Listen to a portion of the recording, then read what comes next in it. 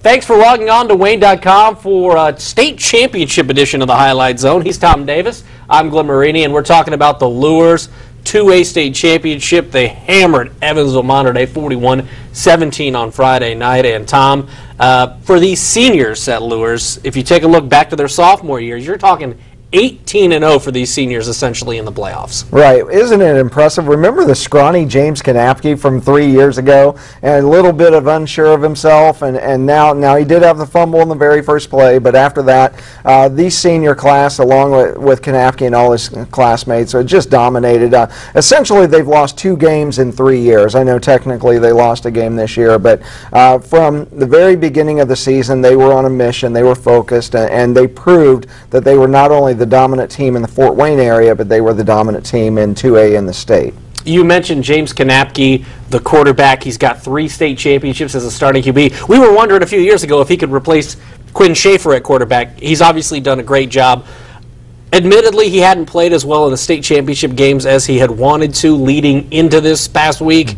He was absolutely brilliant down at state. 17 to 25, 190 yards, and a couple of touchdowns. Talk about the performance from their senior quarterback. Well, Kanapke has been dominant all season long, and you're right, in the previous state championship games, he hasn't been the James Kanapke that we expected, but, you know, in all honesty, he hadn't needed to be. They had so many weapons and so many other guys that could carry the load. He just kind of needed to steer the ship and not get into too much trouble, and he'd be fine. But this year, he did raise his level of play. But, you know, the thing that was so impressive about Bishop Luers is they dominated this game in all 3 areas of the game: offense, defense, and even special teams. And you know, Matt Lindsay kind of gave me something to think about, because on Monday I came on here and said I thought that they needed to run the ball to keep the Mater Dei offense off the field and manage the pace of the game.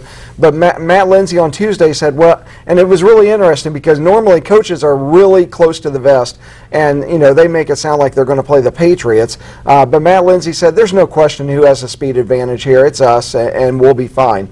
And sure enough, it was the speed that dictated this game, and they didn't need to manage the pace of the game or worry about time of possession. Their quick strike ability dominated Mater Dei in all 3 areas of the game, and so it was really interesting how quick they could just dismantle Mater Dei. One of the things at the pep rally today celebrating the state title Matt Lindsay talked about was this was one of, if not the most dominating performance he's seen from a Luers team at state. I think the score, you know, Evansville got a touchdown late. The score makes it seem like it's a little bit closer.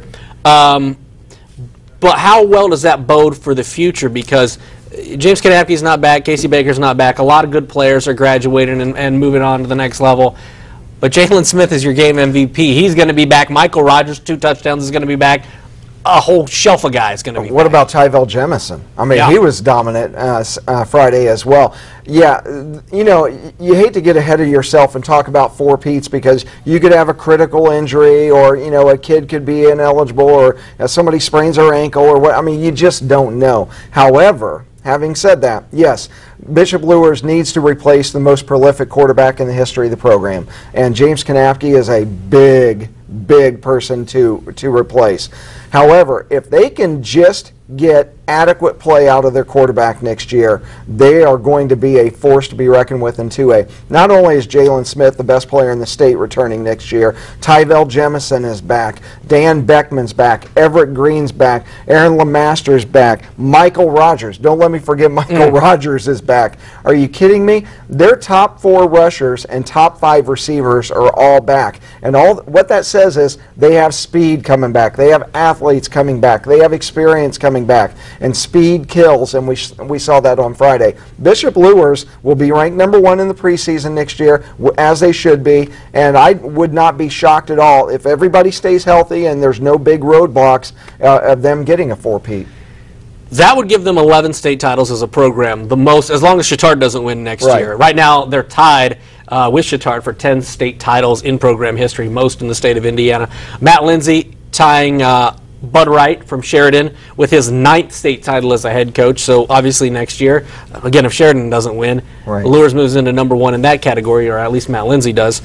What does this say about Matt Lindsay as a coach, because you can tell that he's got the speed and the athletes on the field, but somebody has to put it all together. Oh, sure. And he's done a great job with that. Yeah, I spoke last week. Look, the parochial schools have an advantage. There's no questioning of that. 70% of the teams playing for state titles this weekend were parochial schools. I get that. There's no way to ignore the big white elephant in the corner of the room. However, that doesn't help you when it comes to tackling, blocking, running plays, being disciplined, not having penalties. I mean, you know, parochial kids can have penalties just like public school kids can. It takes discipline in training camp in August and through the season that teaches those kids to play smart, disciplined football. And yes, you have to have talent, but talent can have false starts. Talent can throw interceptions and things like that. Somebody has to coach these kids and get them to perform to that level of excellence, and Matt Lindsay and his staff, who he is always quick to credit, absolutely do a fantastic job of getting this talent